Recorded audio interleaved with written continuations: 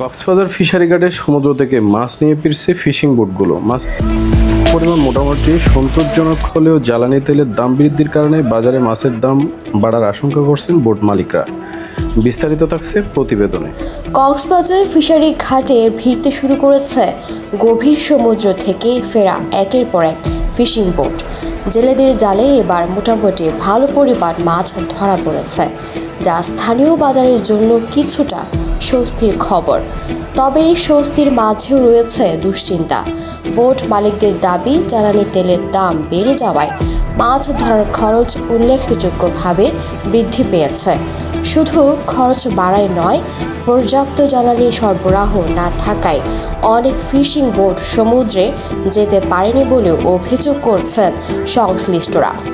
Level তেল নমিলে একটা boat বাইরে তো 800-1000 তেল লাগে। এটা তেল কিনতে গেলে তেল বাদে 300, দাম ডবলের পরেও তেল না পায়। তেলের দাম বেশি, 140 টাকা।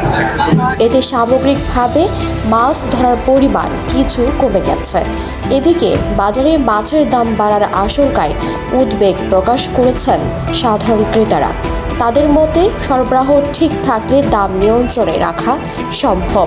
জ্বালানি সংকট ও ব্যয় বৃদ্ধির কারণে সামুদ্রিক মাছের বাজারে অস্থিরতা তৈরি হতে পারে বলে আশঙ্কা করছেন সংশ্লিষ্টরা।